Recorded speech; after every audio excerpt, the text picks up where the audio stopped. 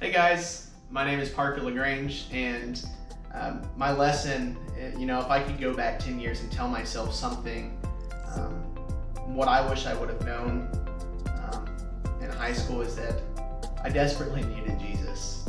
I was sitting here thinking about kind of what I wanted to share with you all about my personal life, and I could have this huge pity party for me. That's not what this is about, and I don't like having those pity parties for me. And I came to realize something, and it's that even in those moments where I felt like things were really hard for me, I knew that I needed Jesus, but I didn't really reach out to him, and I didn't really even care to reach out to him.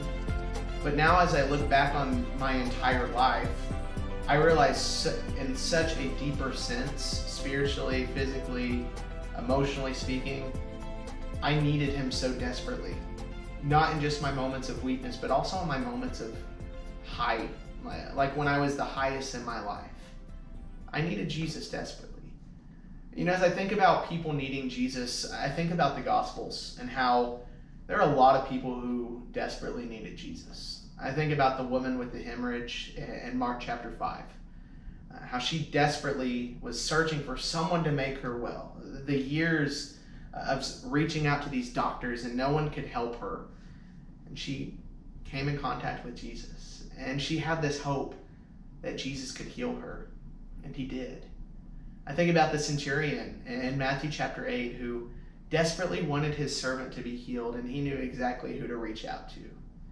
He was desperate for Jesus to come to his house and to heal his servant. I think about a father whose daughter was sick. And he wanted her to be healed, and he was desperate. He would do anything for her to be healed, and he desperately needed Jesus to come and heal her. And Jesus did. And I think about the lepers, and I think about the blind people, and I think about the unclean people. I think about all these people in Scripture who desperately needed Jesus. And then I look back at my life in high school, and I'm thinking, I don't look like them. And for you, you probably don't look like these people. You don't think, I desperately need Jesus to come and heal my leprosy. We don't deal with that today. But we both desperately need Jesus. We really do. And I wish I would have known that when I was in high school. And since I didn't know that in high school, and since I didn't reach out to Jesus because I didn't think that he could really do anything for me, I live with some deeper problems that I want to share with you. Since I didn't reach out to Jesus, I live with some serious regret. It's not that kind of regret where I'm like, man, I really regret that I did that. Okay. It's like I really, really hate myself for doing the things that I've once did. And if I could go back and change those things, I would do it in a heartbeat. I live with temptation, really, really bad temptation. And the reason I live with such bad temptation is because when you live a life of doing whatever you want to do, you kind of like the Burger King motto, have it your way.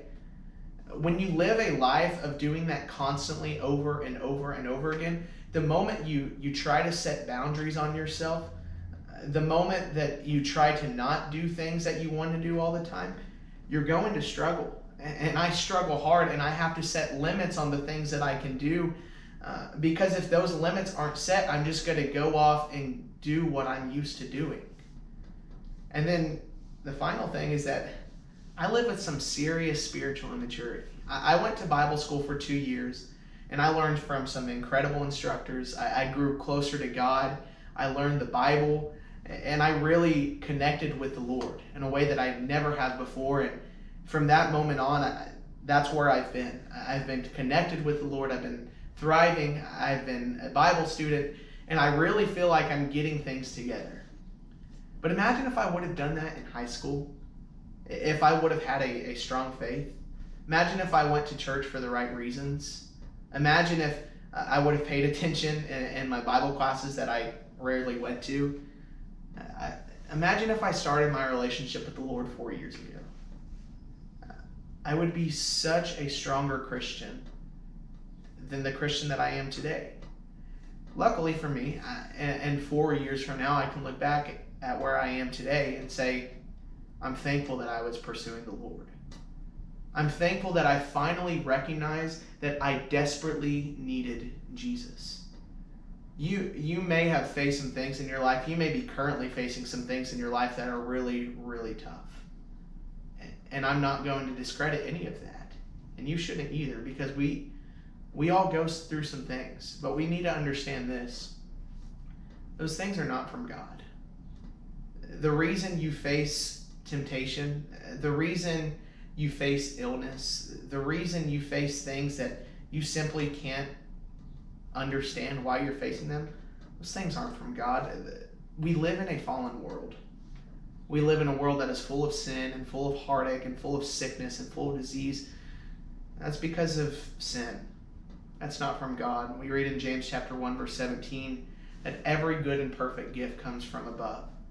So you might be thinking that you're sick, or that maybe you're thinking that I'm perfectly fine. There's not a single thing wrong with me. I don't need Jesus because I'm thriving. I'm telling you right now, you desperately need him. And I tell you this because I don't want you to fall into the same trap that me and so many other people have fallen into. If you give your life to Jesus, if you truly want to follow Jesus, if you truly want to reach out to him, we read in Acts that he's not far to find. He's not hard to find.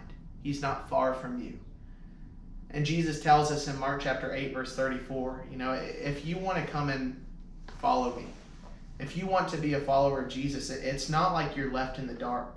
It's not like he doesn't tell us what we need to do. He gives us 3 simple instructions.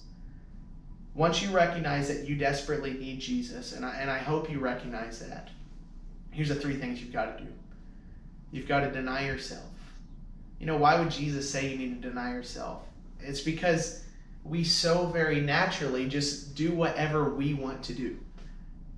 The Burger King, have it your way. We just so naturally do things that we want to do because they feel good.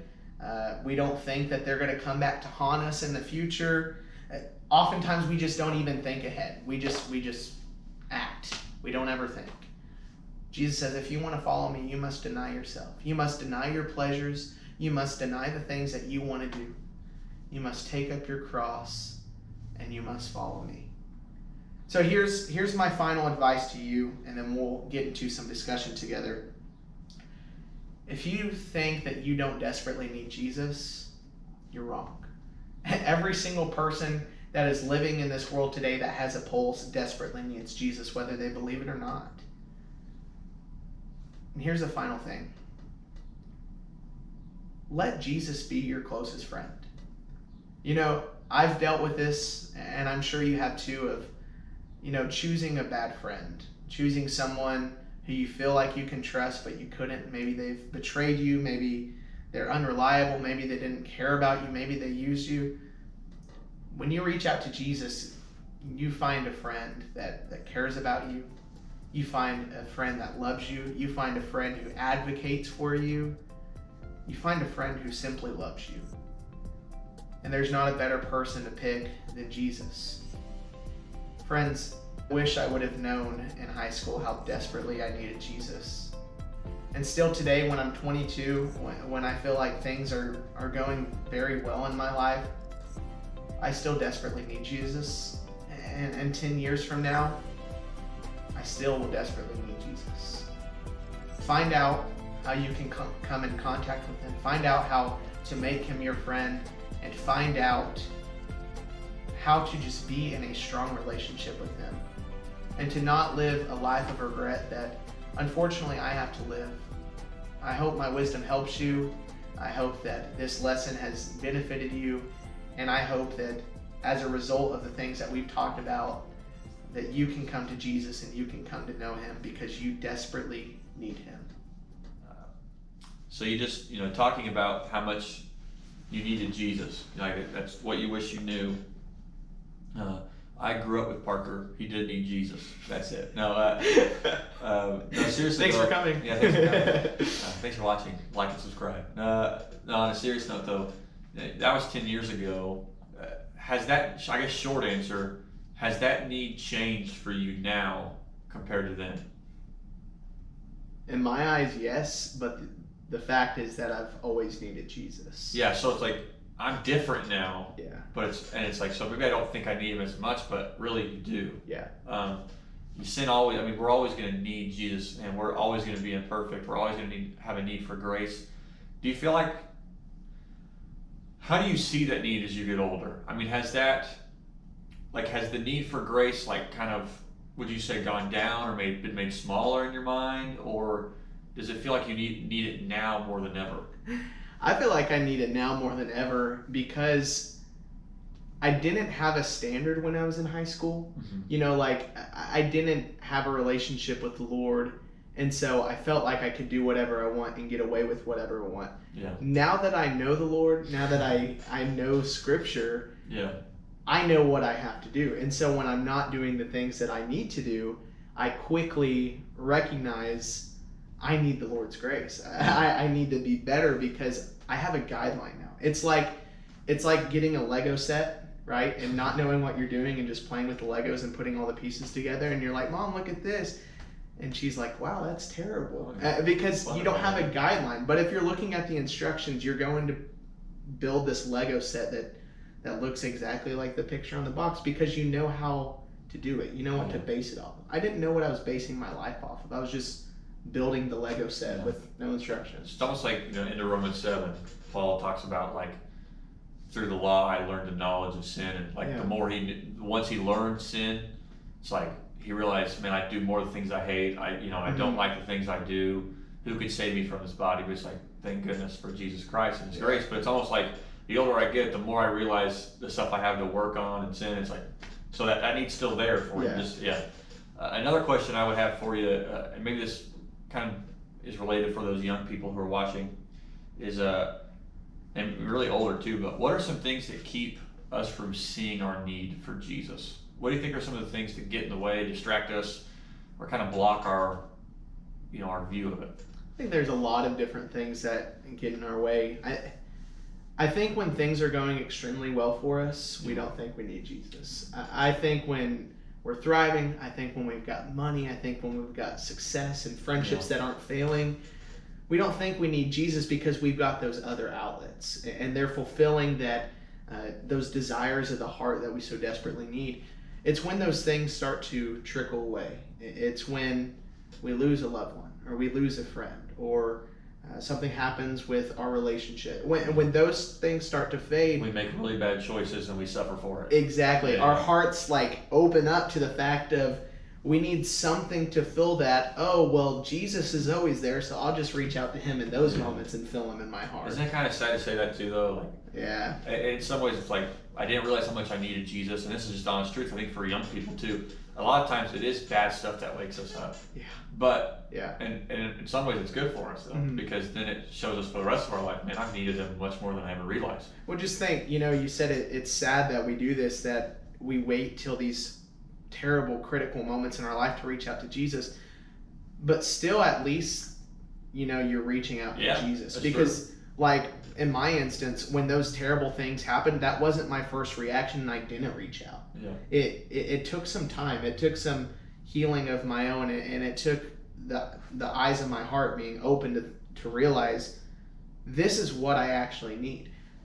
A lot of people, like you said, when they go through these terrible things, they do reach out to Jesus, even as a last resort, but at least they're still reaching out to Jesus. True. And the Bible talks a lot about suffering and trials and things and how they're meant in a lot of ways. They're not that God causes them, but He uses them to point us, and we kind of do need that. I guess my last question for you is, there might be some people watching this that don't really feel like they need Jesus that much. Like maybe they're those kids or teenagers sitting in a class and are like, I'm just not here. For me. Not for me. My parents make me come, or this is just not my thing. What are some signs as you look back when you were 10 years ago that said, man, those signs screamed, I needed Jesus and I just didn't know it, that maybe they can think, oh, wow. And I know I can probably think of a couple too, but what would you say?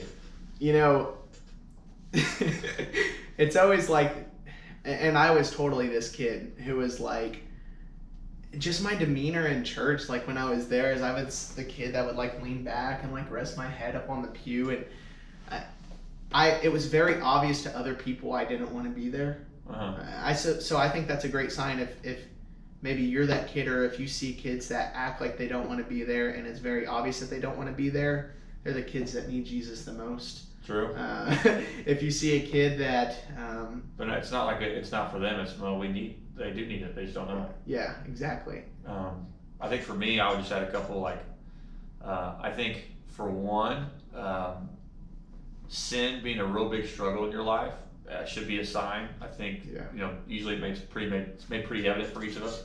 That's one. If you're looking for fulfillment in all the wrong places, yeah, definitely. That would be one. Can you think of any others? I think that fulfillment one was the other one I was gonna touch on. It's like, it's so easy to find those other outlets that fill your heart's desire. Mm-hmm. But in high school, most of those things that you think are going to fulfill those desires are totally the wrong ones. Yeah. And in fact, they're only going to tear your heart up even more. And Jesus is the solution to that. Finding that relationship with Jesus is the solution to your heart's desire, whether you're desiring it or not. It's one of those things that, like, you eat dinner and it was a huge dinner and you're super filled. But like me, I'm an ice cream guy, like an ice cream sandwich kind of guy. There's always room. Yeah, there's always room. And so, in a silly but legit way of applying this is, your heart may be full of great things, and that's awesome. If you don't have terrible things happening in your life, I'm happy for you. I wish as a high schooler I could relate, but I can't with you. But there's always room for Jesus. Yeah. Always room. Whether your heart's completely full or completely empty, Jesus fits in perfectly to your heart. Yeah. I think maybe one more is if you find yourself maybe asking a lot of big questions, like why? Why am I here? What's my purpose? Those kind of things. Yeah. Usually those times you're searching for something, and Jesus can answer that. You just don't know it. So appreciate that lesson. If you're watching this, we're going to have a couple more questions for you. If you're watching with teenagers or in a group, you can discuss a little bit, or feel free to talk about some of these same questions yourself. And then we'll see you next time.